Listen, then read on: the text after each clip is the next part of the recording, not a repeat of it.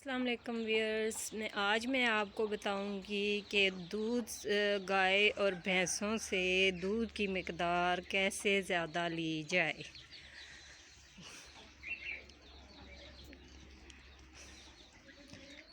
ये देखें, ये भैंस है और ये दो गाय हैं। अगर हम इनके हिसाब से, मैं चूँकि फार्म हाउस में रहती हूँ और आपकी, ये देखें, हम इनको ऐसे चारा डालते हैं तो इसके लिए मैं आपको बताती हूँ कि ज़्यादा से ज़्यादा दूध की मिकदार कैसे ली जाए।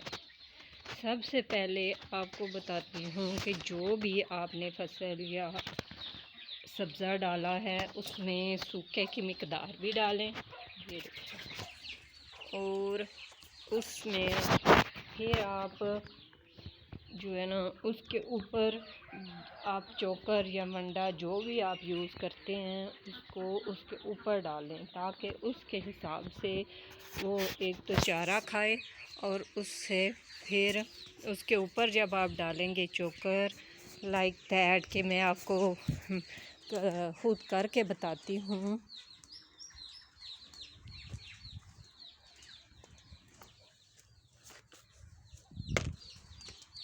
ये देखें, ये चोकर है,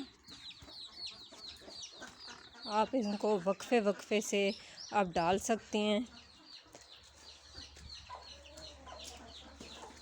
ये ऐसे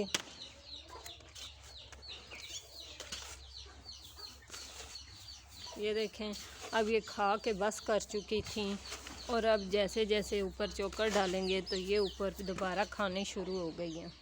अब अगली पे डालेंगे। एकदम से सारा नहीं डाल देना। आप जो चीज़ आप 1 किलो के मिकदार से डालते हैं ना, अगर आप 1 किलो फी सुबह या 1 किलो शाम डालते हैं तो उस 1 किलो को आप दिन में 2-3 दफ़ा यूज़ करें, शाम को फिर इसी तरह आप यूज़ कर सकते हैं। तो इससे अब वो गाय या भैंस सब्ज़ ये चारा भी खाएगी और इससे एक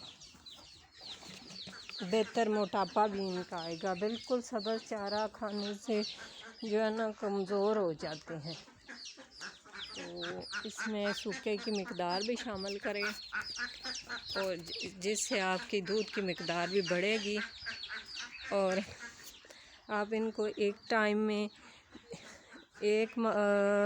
तकरीबन 20 किलो मकई और 20 किलो जो है ना गंदम, इन दोनों को पिसवा लें, मतलब दाल बना लें इसकी, छोटे छोटे दानों की तरह। तो वो इनको पका कर दें, वो मैं आपको अगली वीडियो में पकाने का तरीका भी बताऊंगी।